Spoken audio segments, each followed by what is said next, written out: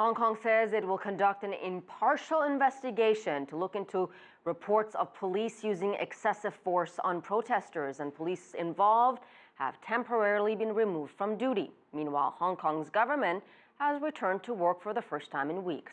Judan has more. Police were surrounded by protesters and forced to retreat momentarily. This was the Admiralty, where the government headquarters is located.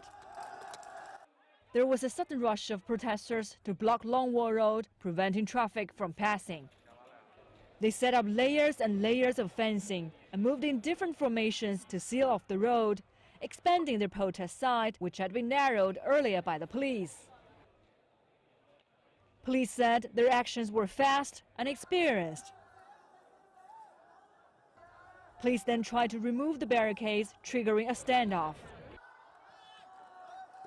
45 people were detained for illegal assembly and obstructing the police.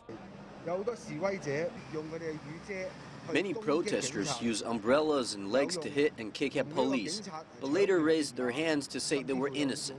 I think people saw that. This is their so-called peaceful protest. A while later, everything seemed to be back to normal. After 9 of clashes, as you can see, the Long Wall Road over there, which is close to the chief executive's office, is reopened to traffic. But still, a few police are standby here in case any more emergencies happen, and in case the student protesters come out to block the road again. And over here, you see the students are resting and seem very calm now.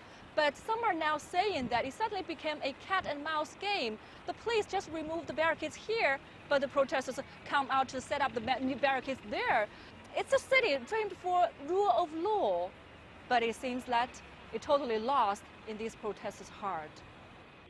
Just a few yards away, the Legislative Council held its first meeting since the protests began. 37 legislative councillors proposed investigating the Occupy Central movement, saying the illegal assembly has hit Hong Kong's economy, teared the society apart, and put the students' future in danger. We request that investigation trace the source of funds supporting the protest, look into social problems, safety concerns, economic costs to the society, and other related issues. Meanwhile, the voices against the protests are growing louder and louder. An 85-year-old even came out to persuade the students to find a peaceful outlet for their opinions. As he knelt down in front of student leaders, he said it was not easy for Hong Kong to reach the prosperity today, but that prosperity could change overnight if the protests drag on. Judan, CCTV, Hong Kong.